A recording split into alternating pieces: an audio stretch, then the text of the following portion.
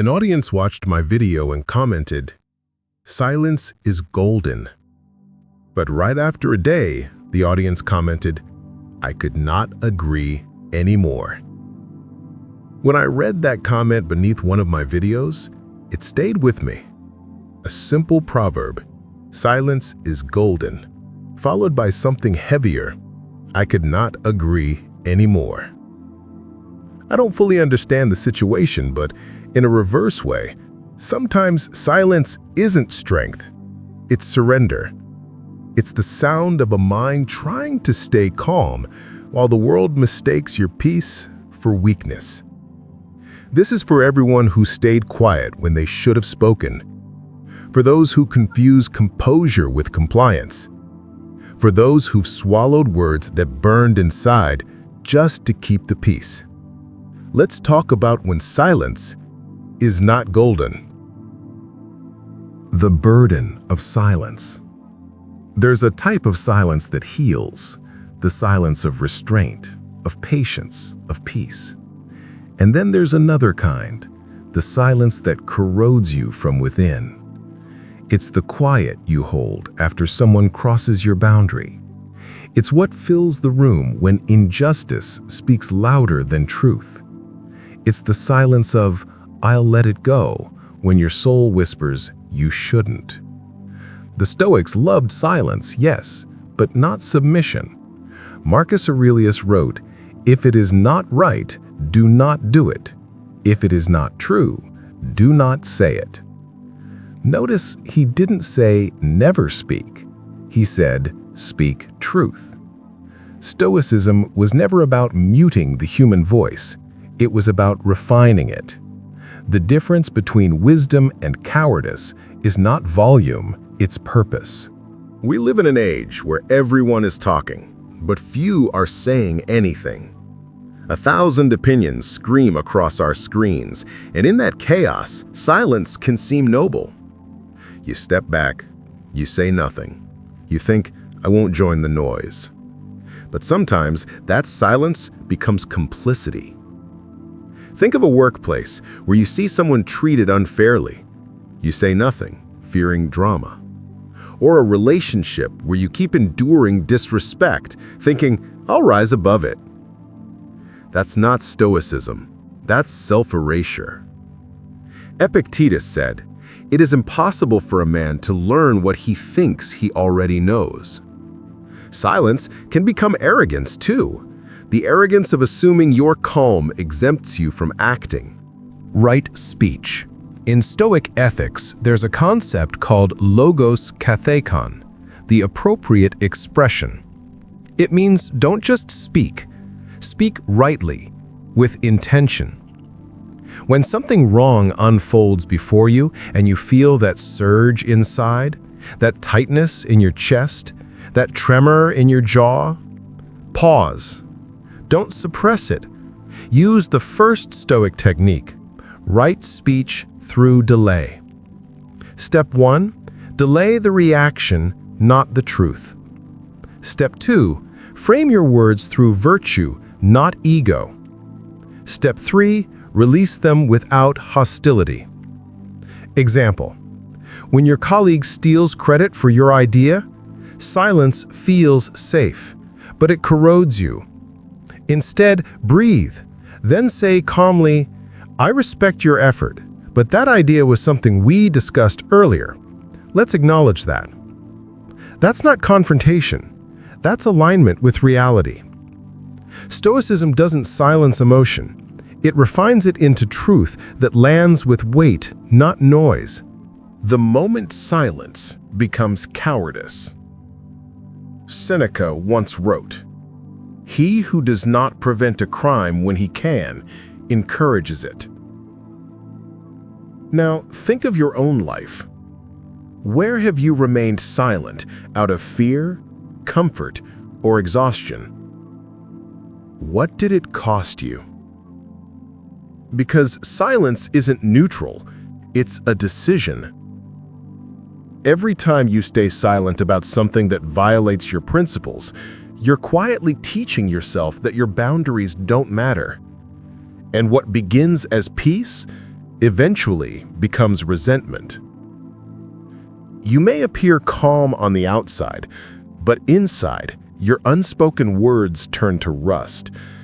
This is where silence stops being golden. It becomes lead, heavy, toxic, unmoved, the voice of Logos.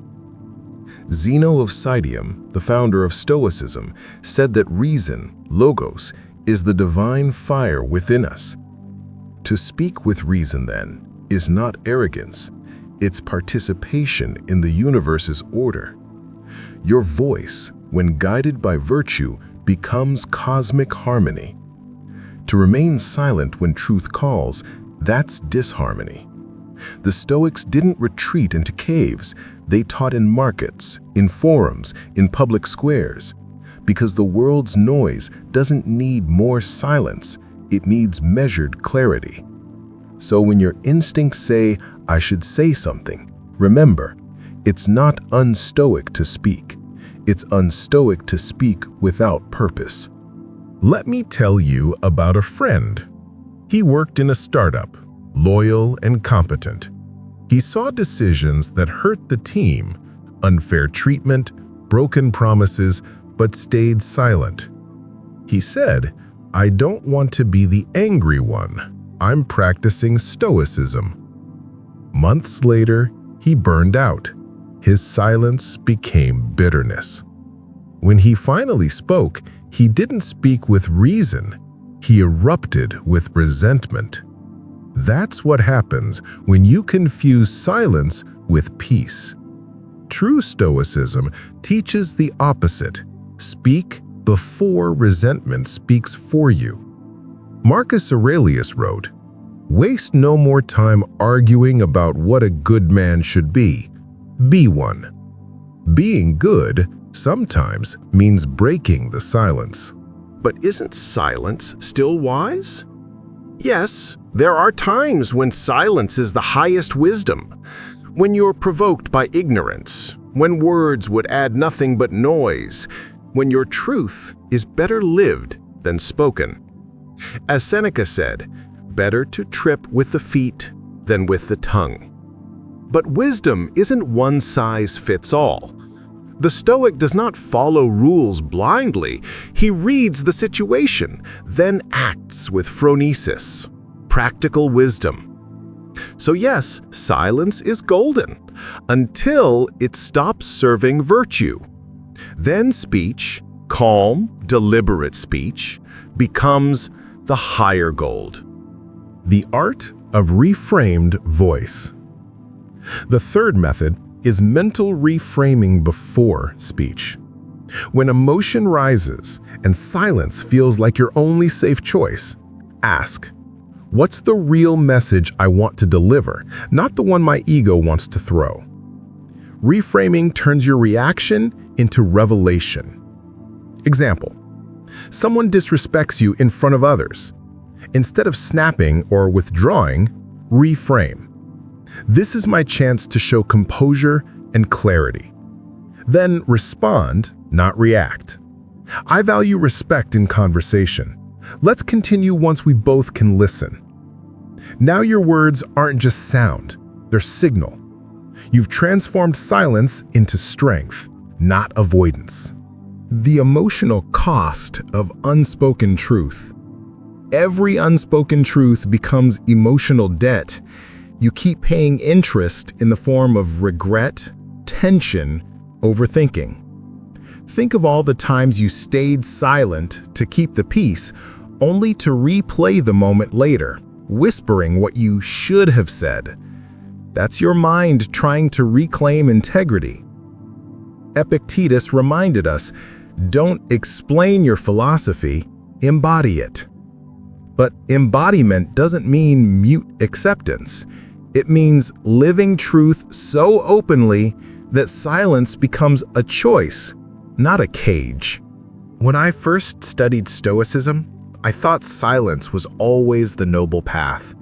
I learned to bite my tongue, to avoid arguments, to stay above. But over time, I realized Silence isn't strength if it's driven by fear. It's strength only when it's chosen out of reason. Now I practice what I call Stoic assertion, the art of speaking with restraint and precision, not to win, but to clarify reality. It's what Marcus Aurelius modeled daily: calm authority, never arrogance. He didn't need to shout, but he never hid truth either. That's where true confidence lives, in a voice that's grounded, not loud. Let's bring this to modern life. Social media is the loudest arena in history. Everyone is arguing, few are understanding. A Stoic must ask, does my silence protect peace or enable nonsense? When misinformation spreads, when cruelty multiplies, you can't save the world, but you can clarify your corner of it. One measured post, one line of truth, one refusal to echo hate. That's Stoic activism, clarity, not chaos. Measured courage. Courage isn't always standing tall in battle. Sometimes it's speaking up when your voice trembles. Measured courage means 3 things. 1, you pause long enough to know what matters. 2, you speak without venom. 3, you accept the consequences with grace. That's the difference between Stoic calm and passive silence.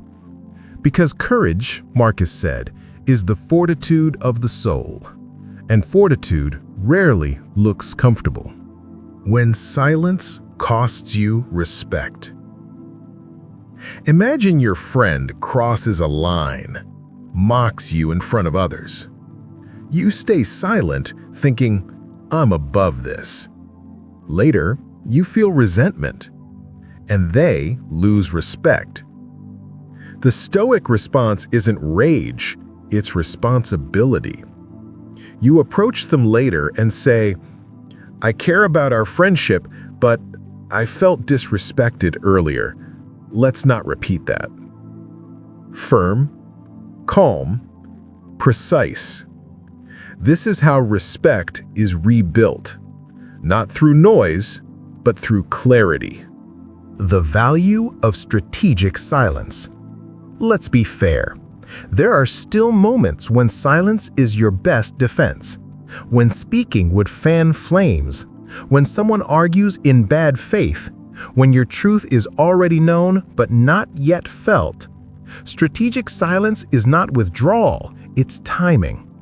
It's delaying gratification in speech, a Stoic art form. You're not refusing to speak. You're waiting until words will serve impact, not impulse. That's discipline, and it's golden indeed. Regaining control without silence. When silence breaks you instead of serving you, regain control through a measured voice. The method: breathe, slow your pulse.